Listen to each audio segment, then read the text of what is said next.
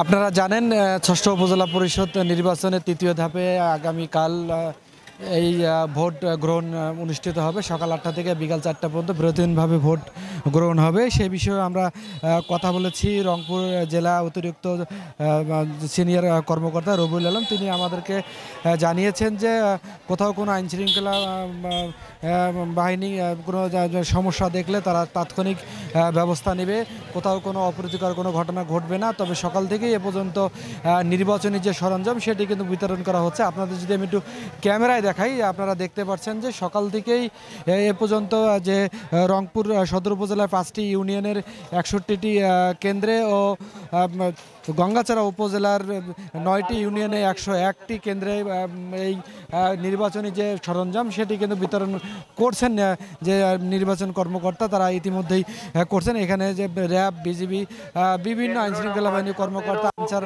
বাহিনীর সদস্যরা সহ তারা প্রস্তুত রয়েছে। তাদের প্রতিটি সেন্টারে তারা এই যে মালামাল তারা নিয়ে যাচ্ছে। তবে বিরতিহীনভাবে সকাল 8টা থেকে বিকাল 4টা পর্যন্ত ভোট গ্রহণ হবে। কোথাও কোনো অপ্রীতিকর কোনো যেন ঘটনা না ঘটে সেটিও আমাদেরকে নিশ্চিত করেছেন অতিরিক্ত জেলা নির্বাচন কর্মকর্তা রবিউল আলম। আপনারা দেখতে পাচ্ছেন যে নির্বাচনের যে সরঞ্জাম ইতিমধ্যেই কিন্তু এইখান থেকে বিতরণ করা হচ্ছে, প্রতিটি কেন্দ্রে কেন্দ্রে যাচ্ছে। তবে নির্বাচন কর্মকর্তা এমনটি আমাদেরকে জানিয়েছেন যে গঙ্গাচড়া উপজেলার 2টি ইউনিয়নে দুর্গম এলাকা হওয়ার ফলে তাদের ব্যালট পেপার সহ কিন্তু ওখানে তারা নির্বাচনী যে সরঞ্জাম তারা পাঠিয়েছে সেটিও আমাদেরকে জানিয়েছে। আরেকটা বিষয় আপনাদেরকে আমি জানিয়ে রাখতে চাই যে এই তৃতীয় ধাপে সদর উপজেলা পরিষদ নির্বাচন ও গঙ্গাচড়া উপজেলা পরিষদ নির্বাচনের যে তৎপরতা যথেষ্ট রয়েছে। এখানে আইন শৃঙ্খলা বাহিনী কর্মকর্তারা যেমনটা জানিয়েছেন যে এখানে এবারে নির্বাচন শান্তি শৃঙ্খলা বজায় রেখে মনোরম পরিবেশে হবে। এবারকার